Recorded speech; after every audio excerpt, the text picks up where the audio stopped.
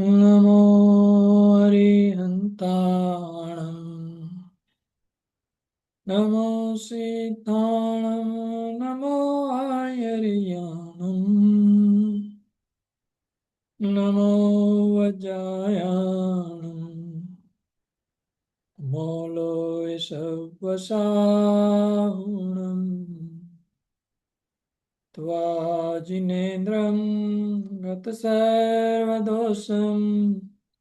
सर्वज्ञदेवं हितदर्शकं च श्रीजैन सिद्धान्त प्रवेशिकेयं विरच्यते स्वल्पदीया हिताय।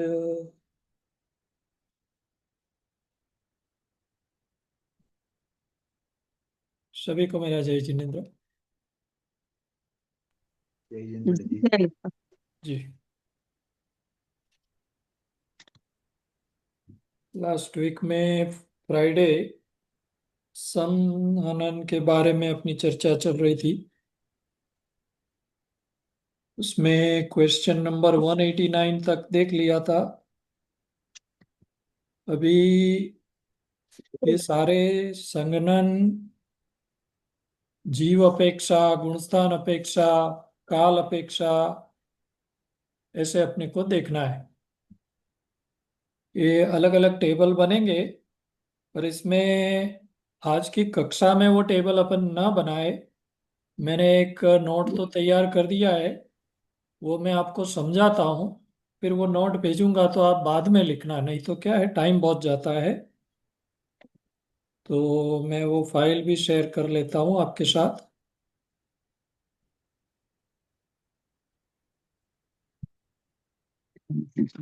आज अपनी 74 नंबर की क्लास है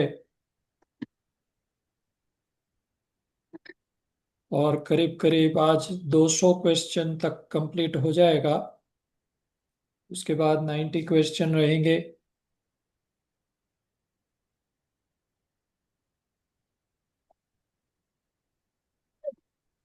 तो उसे मेरे एस्टिमेट के हिसाब से 10 फरवरी तक सब कंप्लीट हो जाना चाहिए।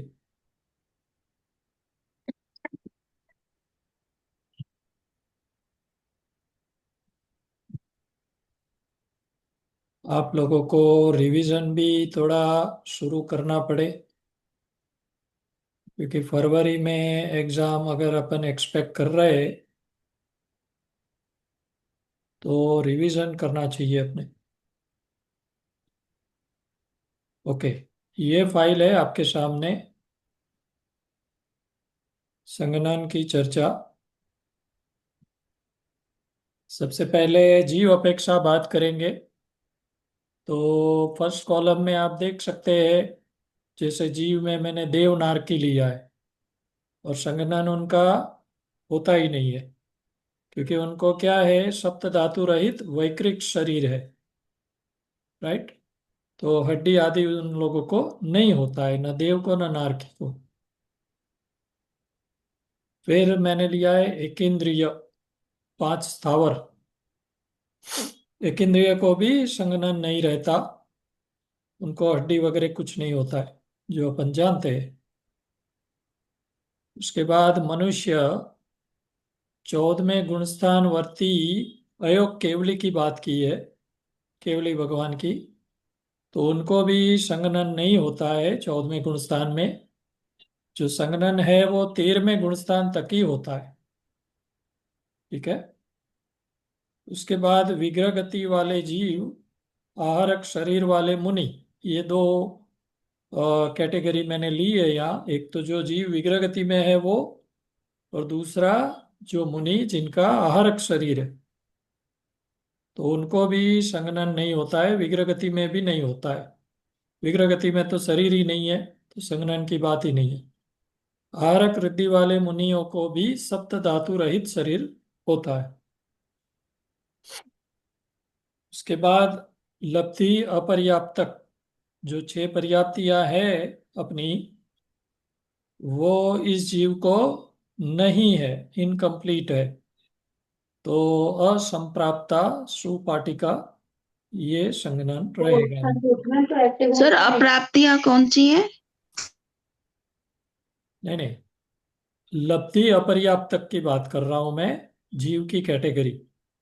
जो निगोदी जीव वगैरह जो रहते हैं ना, एक श्वास में 18वें भाग में जो जन्म लेते मरते, जो अपर्याप्तक है, जिनका आगे कोई इंद्रिय डेवलप नहीं होती है, वो कैटेगरी की बात कर रहे हैं। तो उनका असंप्राप्ता सुपाटिका संघनन रहता है। ठीक है। अभी नेक्स्ट मैं यहाँ हूं, दो इंद्रिय से असंगी पंचेंद्रिय तिर्यंच। दो इंद्रिय से लेके एक इंद्रिय की बात हो गई ऊपर, अभी दो इंद्रिय से असंगी पंचेंद्रिय तिर्यंच की बात है। तो उनको सबसे हीन संघनन ही रहता है, और वो सेम है, असंप्राप्ता सुपाटिका संघनन। ओके। ये सब क्या है, मैटर सरल है, इसे कोई याद रखने का ऐसी भी कोई अपेक्षा अभी तो कुछ है नहीं।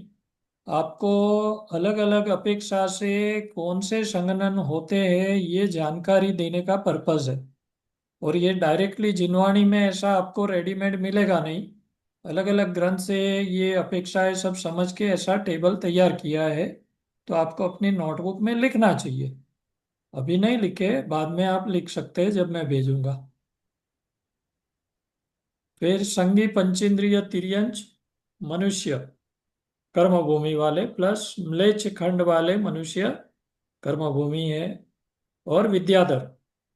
तो से छह संघनन में से कोई भी हो सकता है। टोटल संघनन कितने हैं? छह है, जो हम ऑलरेडी अभ्यास कर चुके। सारे प्रश्न अगर आपने देखे होंगे तो उसमें आ जाता है, वज्र ऋषभ नाराज, वज्र नाराज, नाराज, अर्ध नाराज, कीलक, है ना। ये सब हमने फ्राइडे को ही देखा है। तो छह में से कोई भी हो सकता है, संगी पंचेंद्रिय तिर्यंच मनुष्य आदि को।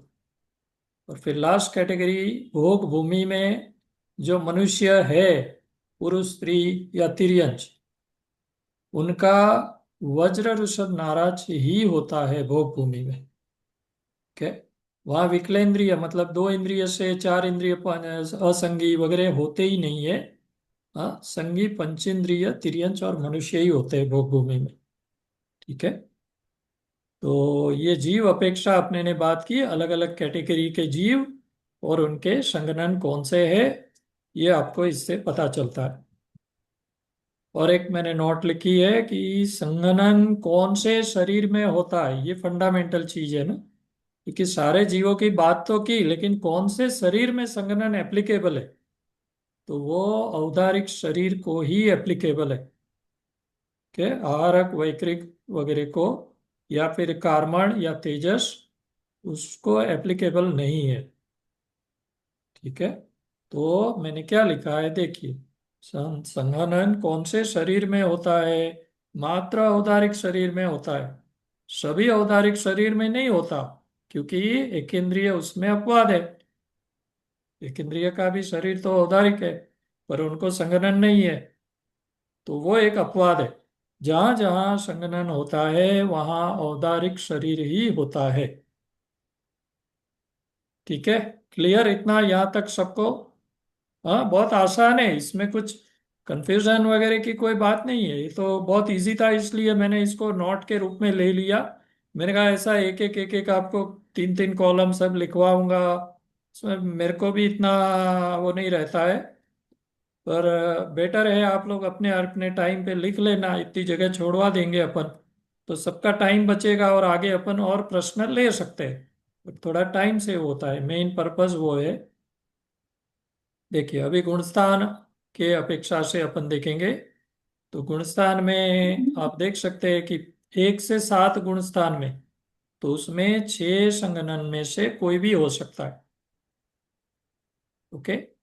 अभी 8 से 11 गुणस्थान में जो मुनि है, उनका ये पहले तीन जो है, वज्र ऋषभ नाराज, वज्र नाराज और नाराज, ये पहले तीन है, मतलब वो स्ट्रांग रहते हैं।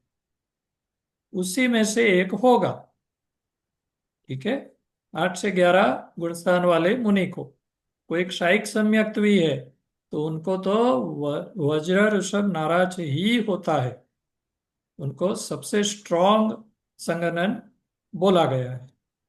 फिर क्षपक श्रेणी चढ़ने वाले जो उसी भव में मोक्ष जाने वाले हैं, उनको भी वज्र ऋषभ नाराज ही होता है।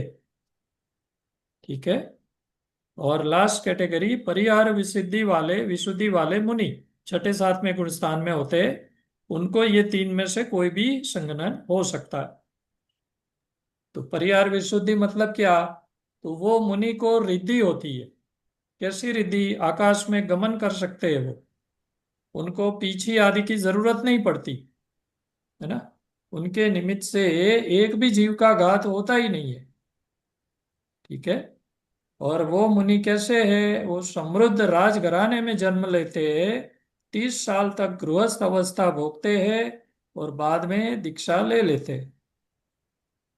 और वो कहाँ लेते हैं? संवत्सरण में भगवान के साथ परछाई की तरह 8 साल तक उनके साथ ही रहते, तब जाके उनको ये रिद्धि प्रकट होती है। ठीक है। ये परिहार विशुद्धि की थोड़ी और क्लैरिटी दी मैंने, तो वो भी आप लिख लेना जब आप नोट बनाए।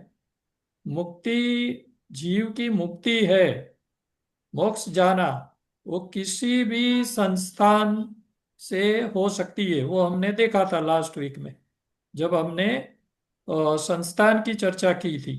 तब मैंने कोई भी प्रकार, कुबड़ा हो जो भी हो, अलग अलग प्रकार के जो संस्थान है, उसमें से कोई भी हो तो मुक्ति तो हो सकती है, लेकिन संगनन व्रज ऋषभ नाराज ही चाहिए, तभी मुक्ति होगी।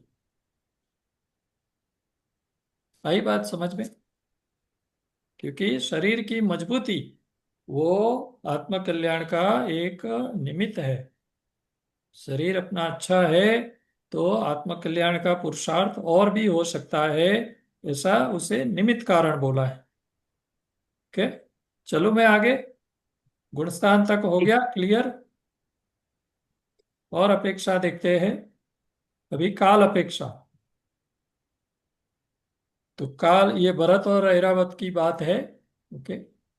पहले तीन काल, पहला दूसरा और तीसरा भोग भूमि में, वहां व्रज ऋषभ नाराज संगनन ही होता है। चतुर्थ काल के, चतुर्थ काल में 6 संगनन होते हैं, कोई भी हो सकता है। हाँ। और चतुर्थ काल में महिला को तीन हीन संगनन, जो लास्ट वाले तीन बोले हैं ना, वो ही होते हैं। कौन से? असंप्राप्ता श्रुपाटिका, या फिर अर्ध नाराज, या फिर किलक संगनन। तो इसलिए महिला मोक्ष प्राप्त नहीं कर सकती वो पर्याय में। समझ रहे आप? चतुर्थ काल में महिला को ये तीन जो हीन कहे हैं, मतलब जो नीचे की कक्षा के संगनन है, वही होते। के पंचम काल में अभी, उसमें भी तीन हीन संगनन संगनन होते हैं, मतलब यही जो ऊपर मैंने कहे वही है। असंप्राप्ता सुपाटिका, अर्धनाराज और किलक, ये तीन में से कोई होता है। कौन सा होगा हम बोल नहीं सकते। और छठवा काल जो अभी आएगा, पंचम काल के बाद छठवा काल आएगा, उसमें असंप्राप्ता सुपाटिका ही होता है। समझ में आ रही है ना बात?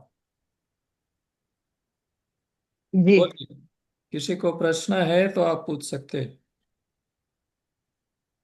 संगनन सबको मालूम है, शरीर में जो हड्डी वगैरह का बंधन पूरा है ना, उसे संगनन कहते हैं। तो कितना स्ट्रॉन्ग कितना वीक है, ये 6 संगनन से पता चलता है। अच्छा, एक और बात आपको बतानी थी। श्वेतांबर के ग्रंथ में कहा है कि महिलाओं को भोग भूमि में वज्र ऋषभ नाराज संघनन होता है, लेकिन कर्म भूमि में चौथे काल में नहीं होता। कर्म भूमि में महिलाओं को असंप्राप्ता सुपाटिका, अर्धनाराज और किलक संघनन हो सकता है। बराबर है। कर्म भूमि यहाँ की बात करें तो वो ये भी मानते हैं कि मोक्ष कर्म भूमि से ही होता है, और उसके लिए वज्र ऋषभ नाराज संगनन चाहिए। तो एक तरफ उनका कथन आता है कि महिलाओं को मोक्ष हो सकता है, और एक तरह उन्हीं के ग्रंथ में ऐसा थोड़ा विरोधाभासी कथन अपने को मिलता है। अगर ये पढ़े, जैसे मैंने कहा कि कर्म भूमि में महिला को तो ये तीन वाले हीन संगना नहीं होते, तो फिर मोक्ष जाने के लिए तो आपको सबसे टॉप वाला संगठन चाहिए। तो फिर आप कैसे बोलते हो कि महिला को मोक्ष हो जाता है? समझ में आई बात? तो उन्हीं के ग्रंथ में फलित होता है कि महिला को मोक्ष नहीं होता। खैर, अपने कोई वो चर्चा का अभी उद्देश्य नहीं है। ये तो जानकारी के लिए एक बिंदु मैंने डाला हुआ है। और अभी गति अपेक्षा, ये गोमटसार गाथा 29 से 32 से लिया है अपने ने इंफॉर्मेशन। ठीक है। उसमें कॉलम क्या है? संघनन है, फिर ऊर्ध्व गति है, और अधोगति है। ओके। पहला अपन देखेंगे, मैंने यहाँ पे अपने जो 6 के 6 संघनन है वो फर्स्ट कॉलम में ले लिए। हाँ। उसमें क्या है? ऊर्ध्व गति में तो सर्वार सिद्धि के देव भवनवासी से लेके 5वें अनुत्तर तक इनका व्रज ऋषभ नारद संघनन ही होता है। ठीक है। पहले अपन ऊर्ध्व गति देख लेंगे, या तो साथ में अधोगति भी देख सकते हैं। जरा एक एक सेकंड वेट करो।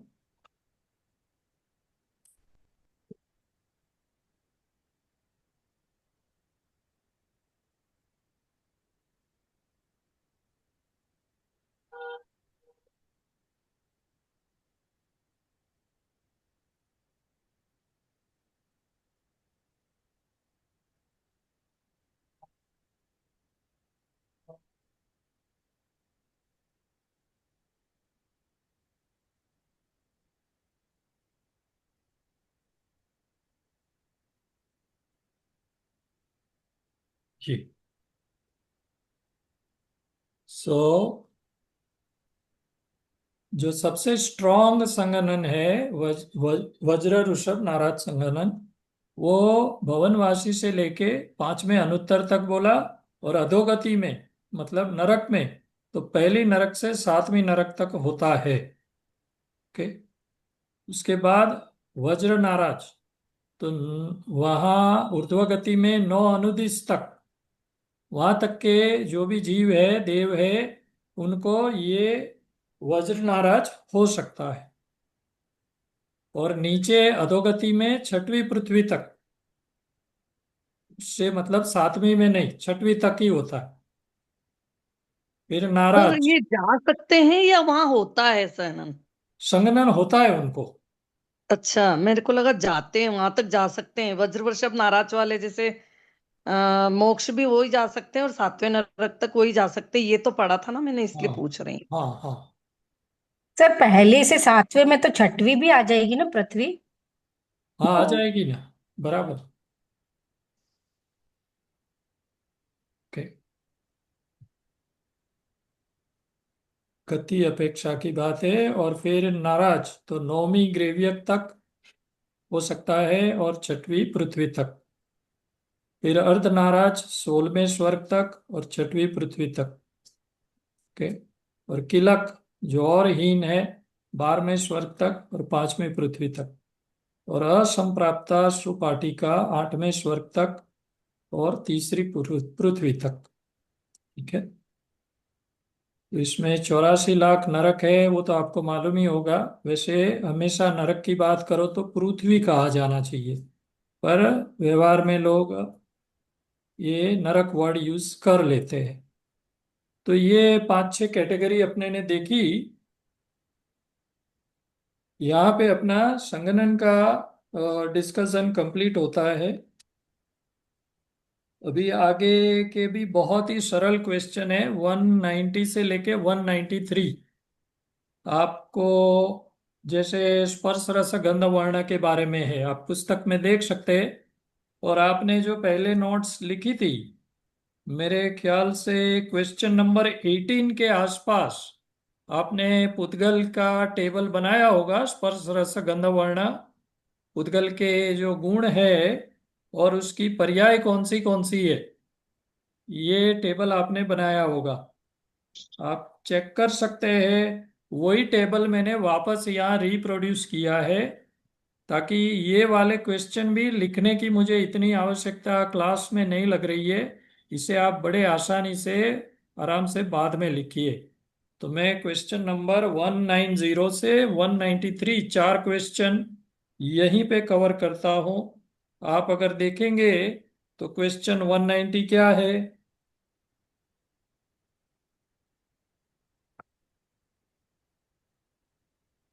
स्पर्श गुण। वर्ण नाम कर्म किसे कहते, राइट? 190 नंबर। हाँ, अपन 190 है वो। तो यहाँ आप नीचे से देखना पड़ेगा। अपन पहले 193 से देख लेते हैं, ताकि ये जो टेबल मैंने बनाया उस सीक्वेंस में ही देखेंगे। 193 स्पर्श नाम कर्म किसे कहते, तो उसका उत्तर मैंने यहाँ ले लिया है। वो तो खैर पुस्तक में है, वही है, कोई नई बात नहीं है। जो कर्म के उदय से शरीर में स्पर्श होता है उसे स्पर्श नाम कर्म कहते। ठीक है। अभी स्पर्श गुण की बात है, इसकी पर्याय 8 होती है। ये हमने उस वक्त क्वेश्चन नंबर 18 के आसपास लिखा होगा टेबल, उसमें मैंने ये दिया था। तो 8 संख्या है, कौन सी है? ठंडा, गरम, कड़क, नरम, भारी, हल्का, चिकना और रूखा। ठीक है, ये 8 पर्याय है स्पर्श की। अभी इसको न माने तो क्या होगा, आपत्ति क्या आएगी? तो किसी वस्तु को आप स्पर्श करके पहचान ही नहीं पाओगे। ठीक है। तो ऐसे चार ये छोटे छोटे क्वेश्चन है। इसको भी मैं अभी लिखवाऊंगा नहीं, आप बाद में ये नोट जब भेजूं तब लिख लेना। 192 रस के बारे में है। सेम सेम परिभाषा है सब में। जो कर्म के उदय से शरीर में रस होता है उसे रस नाम कर्म कहते हैं। उसकी 5 पर्याय है। ये पर्यायों के नाम लिखे हैं यहाँ: मीठा, खट्टा, कसायला, कड़वा और तीखा। किसी को मिला अपनी नोट में क्वेश्चन नंबर 18 के पास? क्लास नंबर 13 में। हाँ, क्लास नंबर नहीं, क्वेश्चन नंबर 18 के आसपास होना चाहिए। उद्गल की चर्चा जब हमने की है। हाँ मतलब क्लास नंबर 13 में पढ़ाया था आपने, ऐसा कह रहे हाँ, हैं। हो सकता है, हो सकता है। ऐसा टेबल ही बनाया था हमने, स्कंद। 8 अक्टूबर की, हाँ 8 अक्टूबर की क्लास है। ओके, ठीक है। खैर वो तो जस्ट रेफरेंस दे रहा हूं, पर उसी टेबल को यूज करके मैंने इसी में ले लिया है ये सबको। तो रस की आपने देख ली, ये पर्याय है। और इसे नहीं मानेंगे तो क्या होगा? जीव के शरीर का नियत स्वाद कह नहीं पाएंगे अपन। जैसे नीम है या आम है, नींबू है, उसका आप रस कैसे बताओगे अगर इसे, ये कर्म प्रकृति को ही आप नहीं मानते हो तो? ठीक है। फिर 191, जो कर्म के उदय से शरीर में गंध होती है उसे गंध नाम कर्म कहते हैं। सुगंध है, दुर्गंध है, इसे नहीं मानेंगे तो नियत गंध वाले कुछ पशुओं की स्मेल बहुत खास होती है, अपने को पता चल जाता है, जैसे शेर है, हिरण हिरण है, हाथी है वगैरह। तो ये फिर आपको पता नहीं चलेगा अगर इसे नहीं मानोगे तो। और फिर क्वेश्चन नंबर 190, जो कर्म के उदय से शरीर में रंग होता है उसे, इसमें थोड़ा करेक्शन में कर लेता हूं, या शब्द चेंज करना पड़ेगा। हाँ, बराबर ही था, सॉरी, ठीक ही था। वर्ण नाम कर्म कहते हैं। काला, सफेद, पीला, नीला, ये 5 होनी चाहिए ना, कौन सा छूटा? काला, सफेद, पीला, नीला लाल लाल। और लाल। ठीक है। नियत रंग वाले पशु पक्षी सिद्ध नहीं होंगे अगर इसको नहीं मानेंगे तो। जैसे कौवा काला है, या मोर, मोर पंख का रंग कैसा है, ये सब आप कैसे बात करोगे? तो ये एक छोटा सा टेबल है जो आप बाद में लिख लेना। ये सब मैं क्लास में लिखवाना नहीं चाहता था। ऐसा अभी थोड़ा मिक्स अप्रोच रहेगा। जहाँ जहाँ मुझे लगेगा कि इसमें क्लास में सब लिखे, मैं वेट करूँ, फिर मैं बोलूँ, फिर आप लिखो, तो कुछ क्वेश्चन मैं ऐसे तैयार करके आपको दे सकता हूँ, देखेंगे। अभी तो मेथड थोड़ा सा मैं ये चेंज कर रहा हूँ, जो आसान है उसके लिए अपने को ये अप्रोच लेना पड़े। ठीक है, अभी अगले क्वेश्चन पे आगे बढ़े। 194 अभी थोड़ा लिखने का आ सकता है। समझ में आ गया ना? आसान था वैसे, कुछ ज्यादा है नहीं। ठीक है। जी। हाँ, क्वेश्चन नंबर 194। अनुपूर्वी नाम कर्म किसे कहते हैं? इतनी जगह छोड़ देना आप, मेरे ख्याल से 2 पेज छोड़ देने चाहिए। देख लो आप।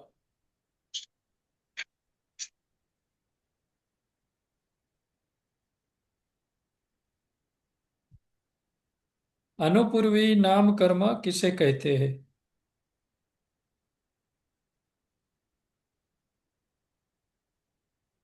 उत्तर लिखिए। जिस कर्म के उदय से विग्रह गति विग्रह गति में आत्मा के प्रदेशों का आकार, सर एक बार रिपीट कर दीजिए। जिस कर्म के उदय से विग्रह गति में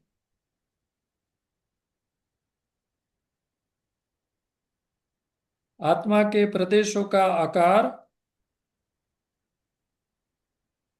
पूर्व शरीर के आकार का रहता है,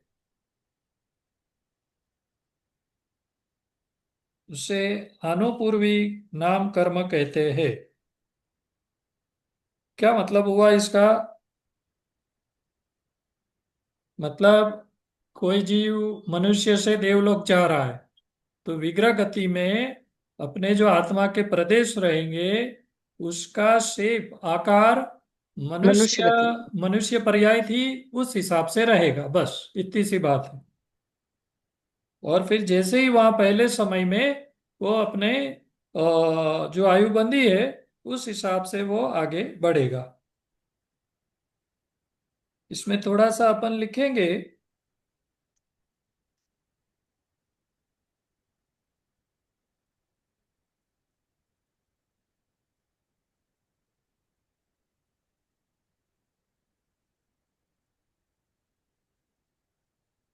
इसके फुटनोट में आप देखिए,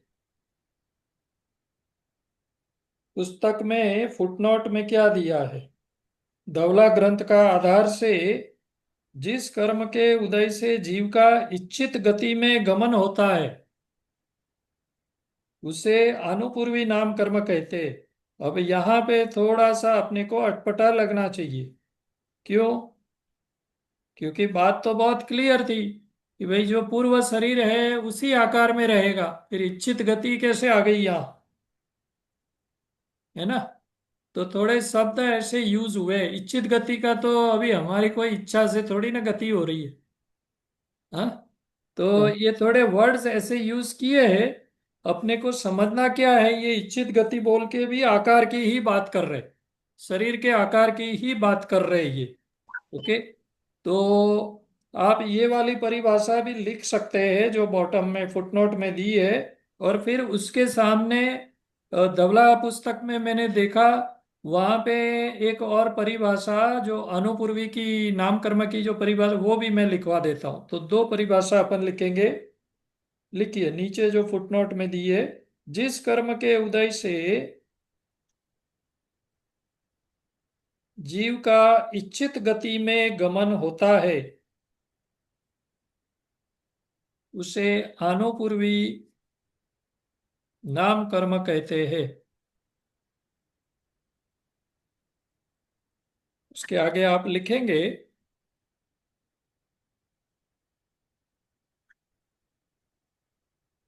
अनुपूर्वी नाम कर्म का उदय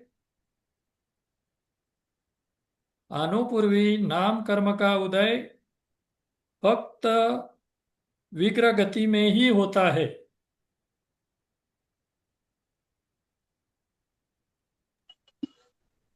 इसलिए कहाँ उदय? सर फिर उदय, से रिपीट करिए। जी। हाँ, अनुपूर्वी नाम कर्म का उदय। उदय फक्त विग्रह गति में ही होता है। वक्त। फ- टाइम। फक्त मतलब सिर्फ, सिर्फ सिर्फ। सिर्फ, सिर्फ।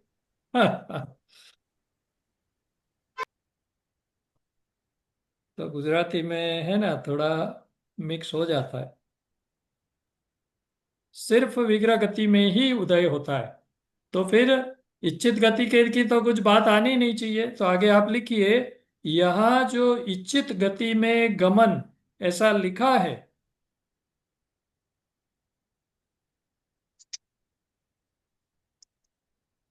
वो शरीर के आकार संबंधी बात है।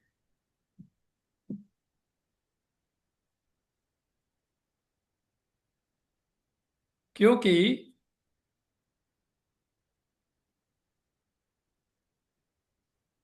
क्योंकि गति तो गति नाम कर्म से नक्की तय होती है।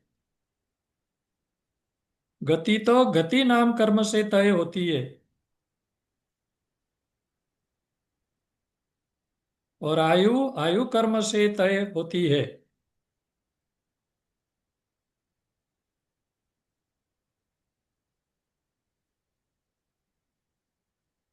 ठीक है, तो ये एक क्लैरिफिकेशन ये आया। अभी धवला पुस्तक में से ही आप नेक्स्ट लाइन में लिखेंगे, धवला पुस्तक नंबर 6, उसमें उन्होंने अनुपूर्वी की परिभाषा दी है, वो मैं लिखवाता हूं। लिखिए, पूर्व और उत्तर शरीर का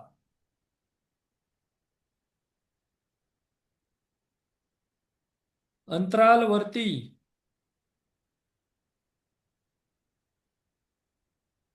अंतरालवर्ती एक, दो या तीन समयों में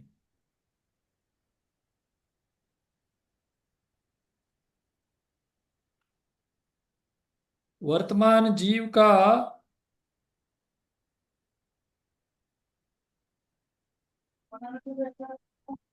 वर्तमान जीव का जो कर्म के उदय से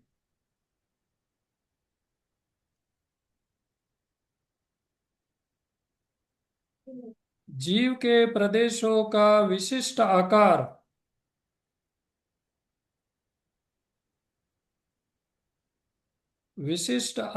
विशेष होता है,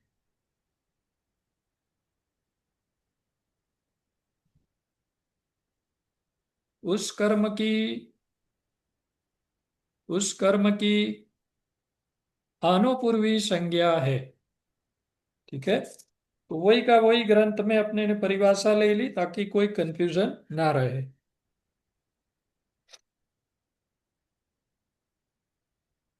नेक्स्ट लाइन लिखेंगे, इसके चार भेद है। अभी ये धवला वाली मैटर खत्म हो गई। नेक्स्ट अपन तो अपना पॉइंट लिख रहे। चार भेद है। तिर्यंच गत्यानुपूर्वी,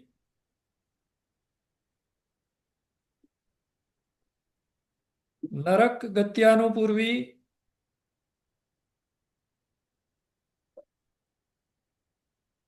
देव गत्यानुपूर्वी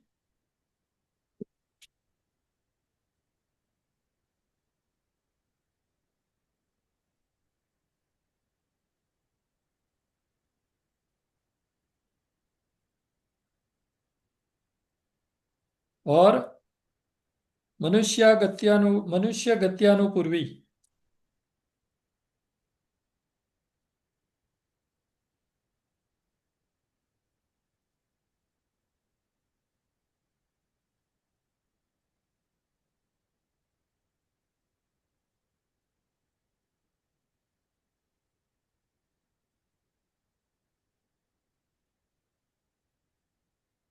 अच्छा, इसमें एक ये चार प्रकृति है।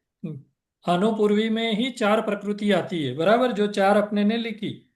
अभी एक की परिभाषा में लिखवाऊंगा, नरक गत्यानुपूर्वी, उसकी परिभाषा लिखिए आप।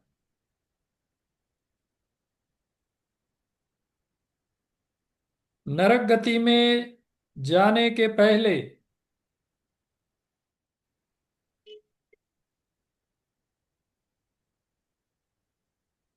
विग्रह गति में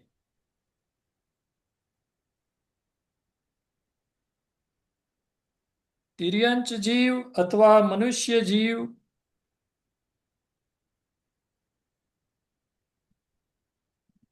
मनुष्य जीव का पूर्व भव में जो आकार था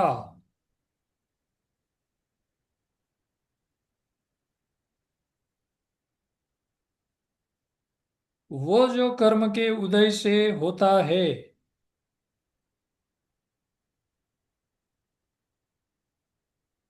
सर एक बार रिपीट कर दीजिए। नरक गति में जाने के पहले विग्रह गति में तिर्यन जीव अथवा मनुष्य जीव का आकार जो पूर्व भव में था वो जो कर्म के उदय से होता है उसे नरक गत्यानुपूर्वी कहते हैं।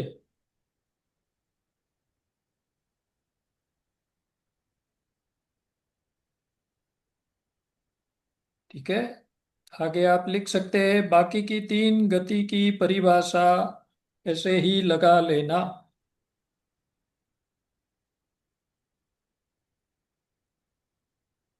ओके, नेक्स्ट लाइन लिखेंगे। नारकी मर के नारकी नहीं होता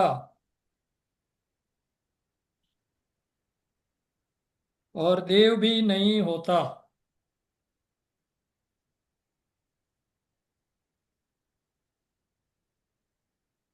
वो तिर्यंच या मनुष्य ही होगा।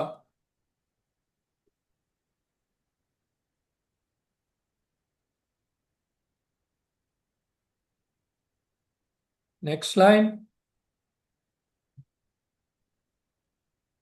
देव मर के देव नहीं होते और नारकी भी नहीं होते।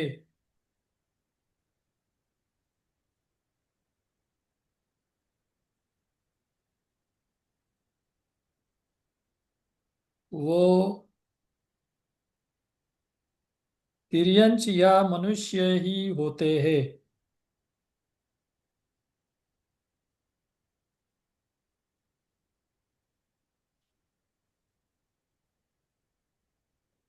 और लिखेंगे देव या नारकी मर के विकलंत्रय भी नहीं होते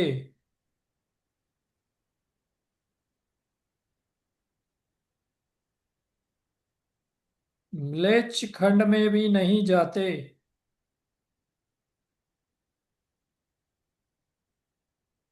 और भोग भूमि में भी नहीं जाते।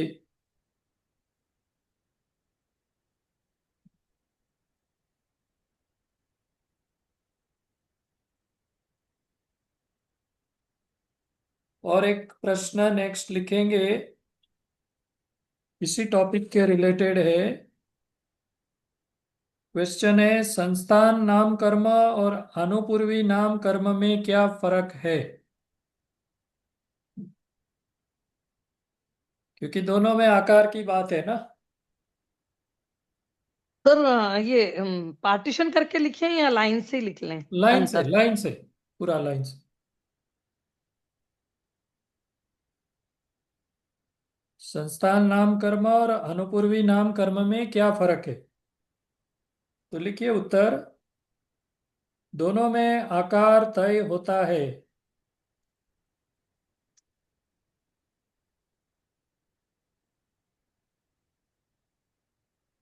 अनुपूर्वी में विग्रह गति में जीव का आकार निश्चित होता है।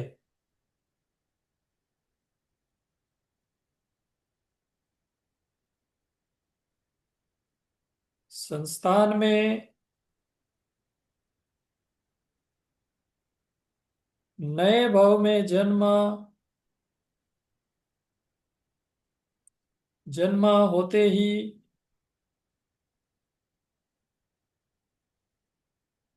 जीव के शरीर का आकार निश्चित होता है।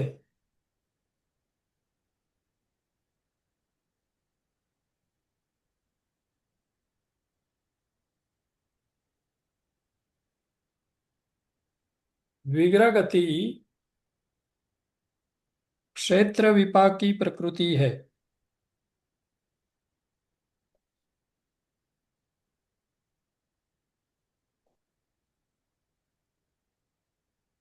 ठीक, अगला क्वेश्चन लेंगे हम। Question number 234।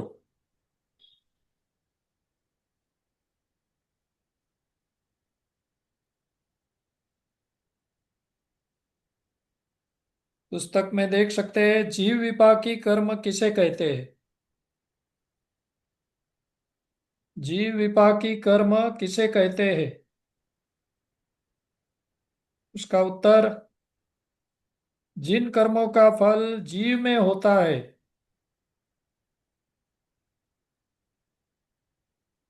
उन्हें जीव विपाकी कर्म कहते हैं।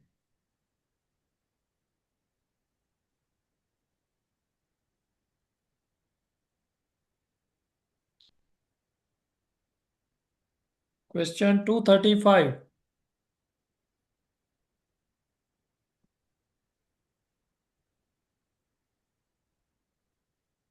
पुद्गल विपाकी कर्म किसे कहते हैं?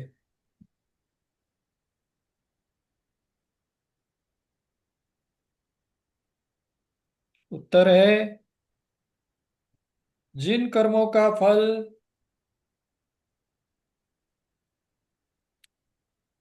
पौद्गलिक शरीर आदि में होता है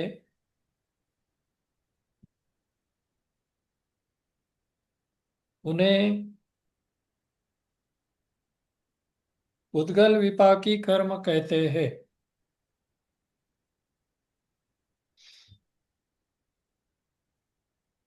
पुद्गल मतलब अपने यहाँ तो शरीर है। आप सबने 148 प्रकृति का वो बना लिया है ना अपने अपने नोटबुक में, तभी ये सब पता चलेगा। हो गया पुद्गल विपाकी। अभी नेक्स्ट लेंगे 236। भव विपाकी कर्म किसे कहते? ये सारी कैटेगरी अपने ने वो उस टेबल में डाली हुई है। भव विपाकी कर्म किसे कहते हैं?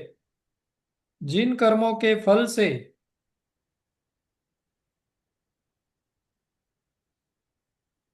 जीव नरक आदि भवों में रुकता है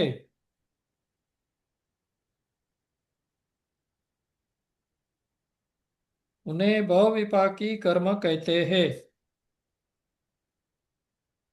अभी कौन सी प्रकृति है एट ए ग्लांस अपन देखने की कोशिश करेंगे। एक और प्रश्न ले लेते हैं। क्वेश्चन 237।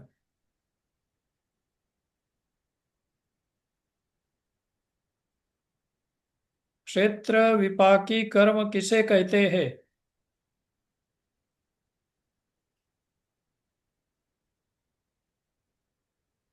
जिन कर्मों के फल से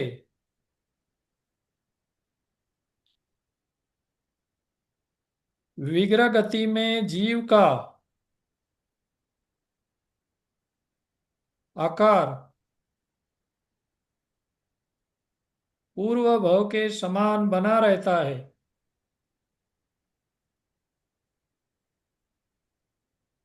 उन्हें क्षेत्र विपाकी कर्म कहते हैं।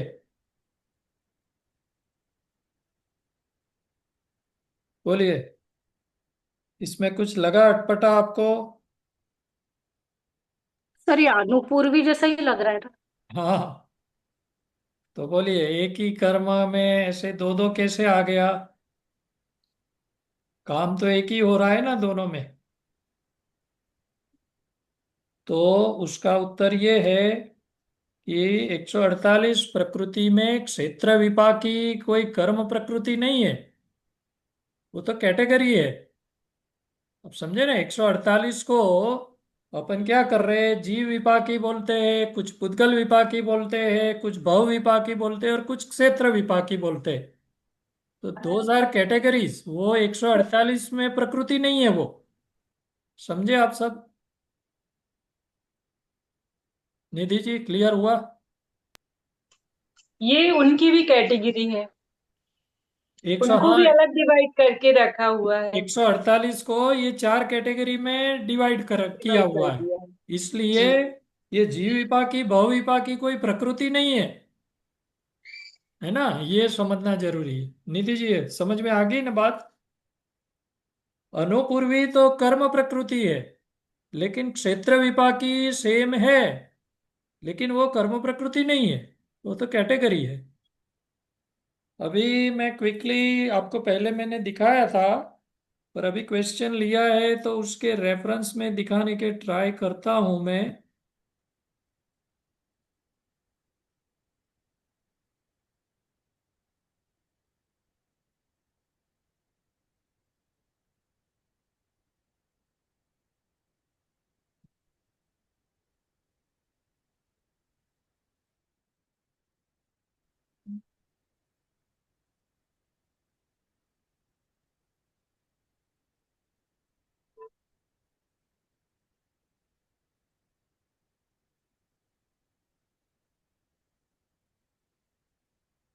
का यहीं से लेना पड़ेगा।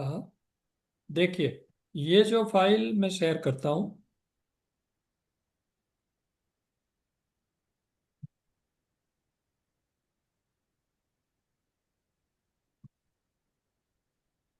ताकि आपको ये सारी कैटेगरी समझ में आए।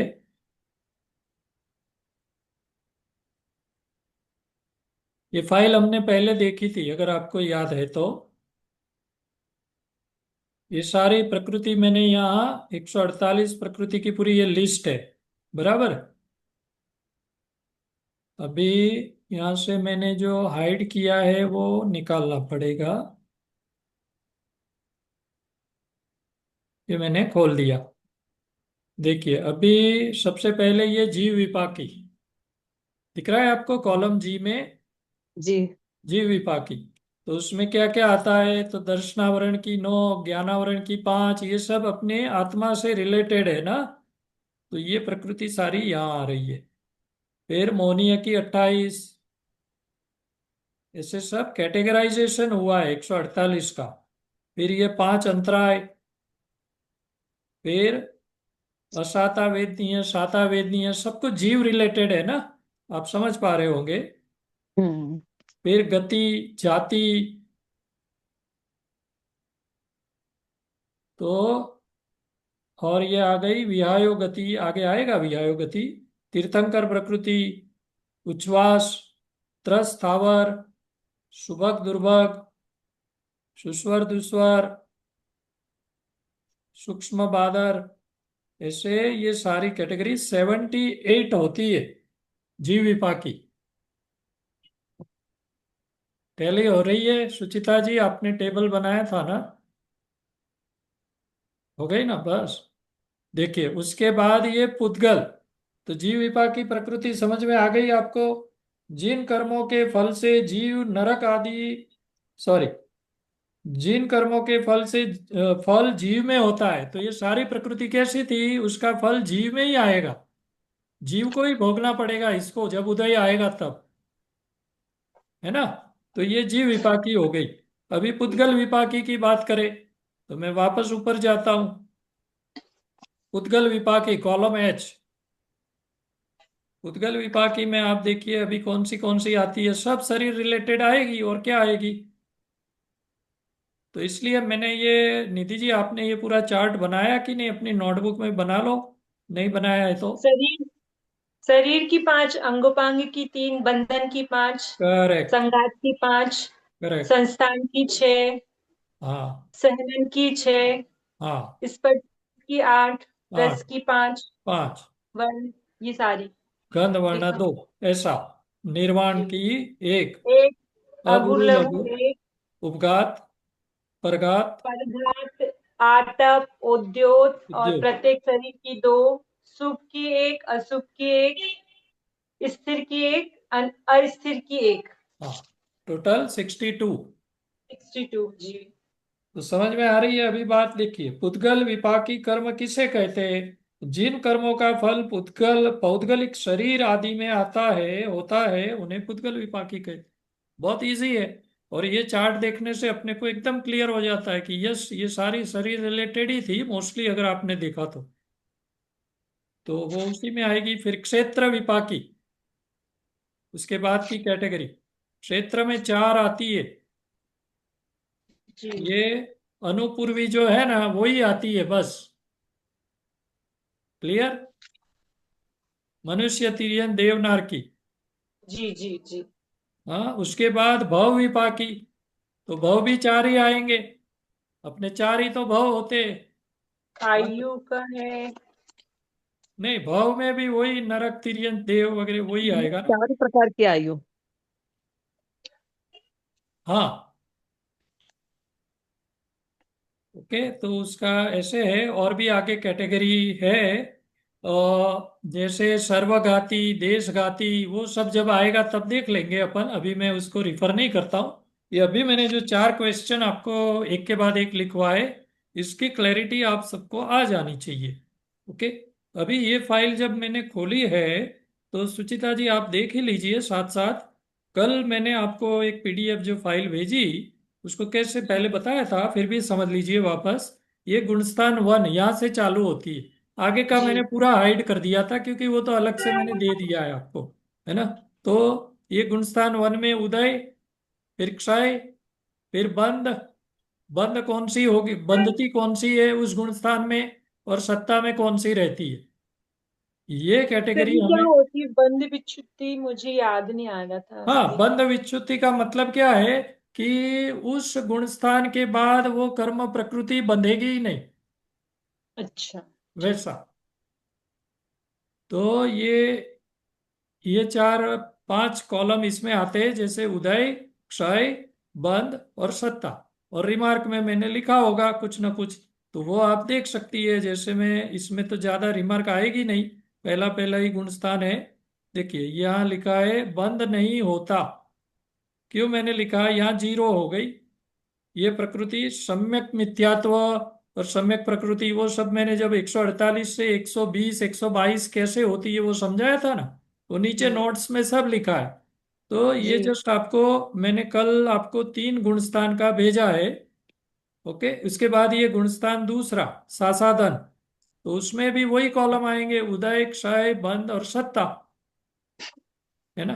तो आप इसका चार्ट बना सकती है। फिर गुणस्थान तीसरा, तो ऐसे आपको देखिए, मैंने कल 8 या 9 पेज में एक फाइल आई आपके पास, बराबर, उसमें 8 9 पेजेस। 8 पेज। तो अपने को 14 गुणस्थान तक लेना है। तो मेरे ख्याल से 4 पेजेस और 4 फाइल में आपको और भेजूंगा, तो समझिए। मेरे पास तो नहीं आई है। आई नहीं है? नहीं, ये किसी को भेजा नहीं है अभी। ये तो सुचिता अच्छा। जी ने पहले बोला था कि ये गुणस्थान वाला भी आप मुझे भेजना। तो मैंने एक ट्रायल उनको कल भेजा था। आप सबको नोटबुक में लिखना है तो सबको आएगी, ऐसा कोई बात नहीं है। ठीक है। आपको हम्म। क्या है, गुणस्थान अभी अपने सिलेबस में नहीं है। ये तो अपनी जितनी अपनी जिज्ञासा है, रुचि है, उस हिसाब से अपने को ये 148 प्रकृति पे ग्रीप लानी है, पक्की ग्रीप। तो एक तो अपन समझ ही रहे जैन सिद्धांत प्रवेशिका में, ऑलरेडी सारी प्रकृतियां समझ रहे हैं अपन। और हम्म। दूसरा मेथड है कि कौन से गुणस्थान में कौन सी प्रकृति का उदय है, बंध है, सत्ता में है कि नहीं है, पता तो चलना चाहिए ना। नहीं तो इतने बड़े बड़े शास्त्र पढ़ेंगे ना, तब ये बातें समझ में नहीं आएगी। नहीं आई। तो इसलिए सुचिता जी ने कहा था कि आप मुझे भेजना, तो मैंने, ठीक है ना, तो आज मैं, आज या कल में आपको बाकी के भेज दूंगा। जी। मैं वापस आ जाता हूँ, अपना समय भी हुआ है। बाकी जिसको चाहिए वो बताइए।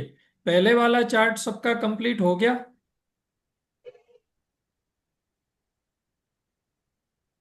सर पहले वाला भी ये मुझे तो मैंने वो कहा था शायद कि खुल नहीं रहा वो किसी में, हाँ, आपने बोला था। कंटेंट वगैरह में किसी में वो मेरे पास नहीं है तो खुला नहीं था मेरा। हाँ वो करेक्ट, वाला है चार्ट। आपने बोला था तो वो मैं आपको वापस भेजता हूँ। ठीक है प्रदीप जी, क्लियर? चारों जी चार अपनी कैटेगरीज है ना? डन। बहुत समझ में आई थी। हाँ समझ में आया। हाँ, आपकी पूरा समझ आवाज, में नहीं आ रहा था। सॉरी आपकी आवाज नहीं आ रही। इस चार्ट से समझ में आया पंडित जी, ये चारों विभाग की अपना ना। एग्जैक्टली हाँ वो। वरना वो मुझे समझ में नहीं आ रहा था, कंफ्यूज हो रहा था, इसमें जीव भी बोल रहे हैं, पुद्गल बोल रहे हो, कैसे कैसे हो रहा है करके। बट इसमें क्लियर हुआ अभी। नहीं, वो मुझे भी थोड़ा स्ट्राइक हुआ कि सिर्फ इतना हम्म, लिखवाने से शायद आप लोग रिकॉल ना कर पाए, तो मैंने जी इसलिए चार्ट ही खोल दिया।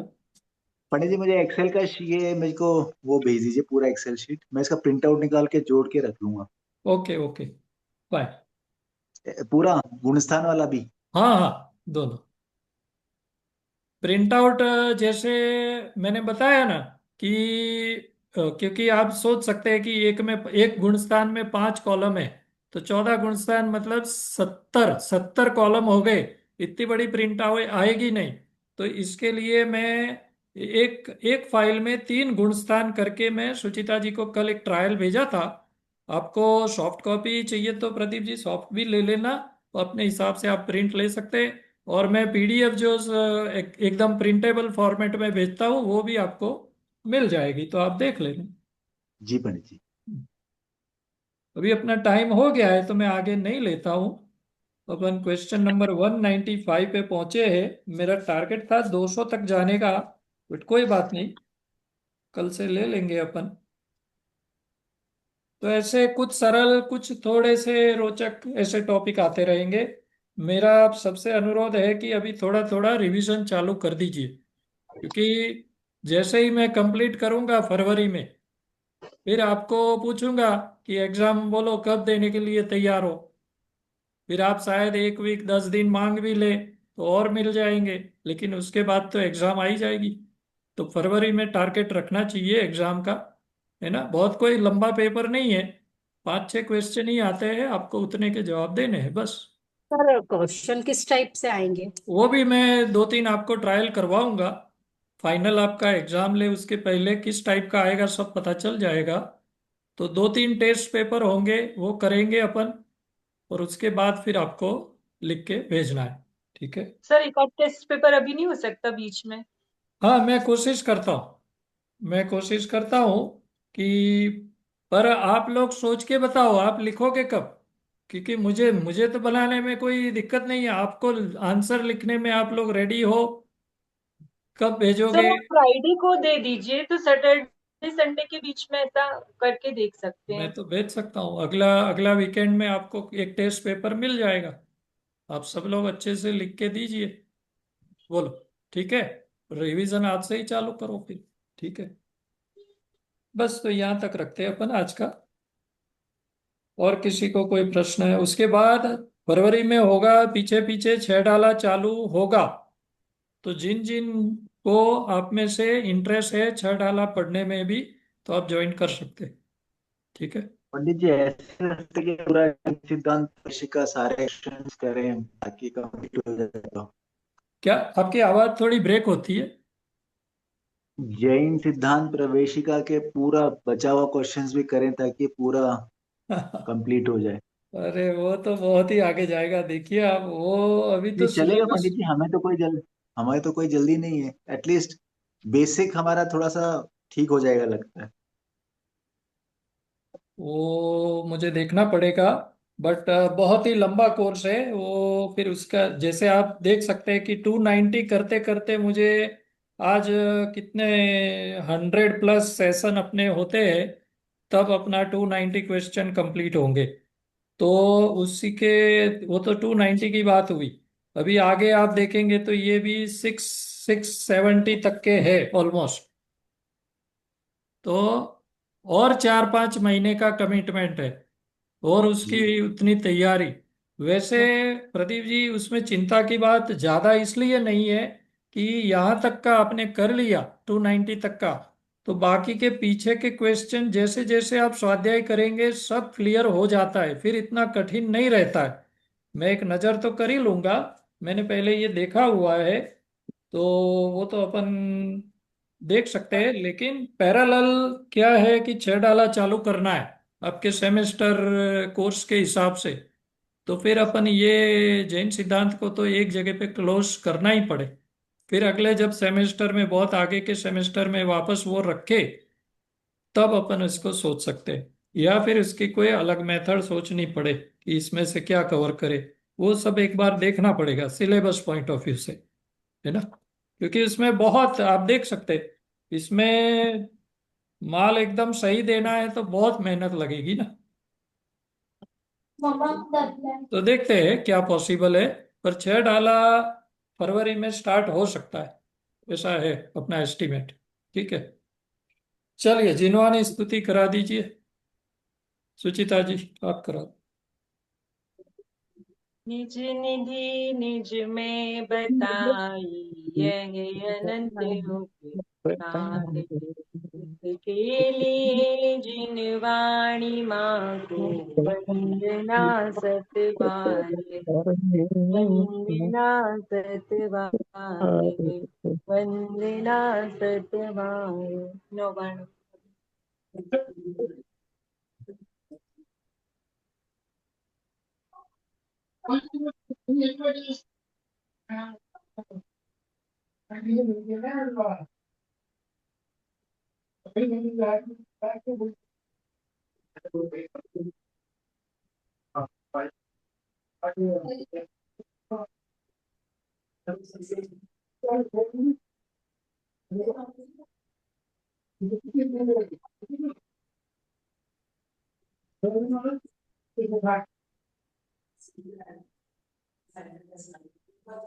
सदसंग जिनवाणी माता की जी जय हो। जय हो। महान जैन धर्म की जय हो। जय हो। जय सभी को जिनेन्द्र। जय जिनेन्द्र। जय जिनेन्द्र। जय जय जिनेन्द्र जिनेन्द्र। जी।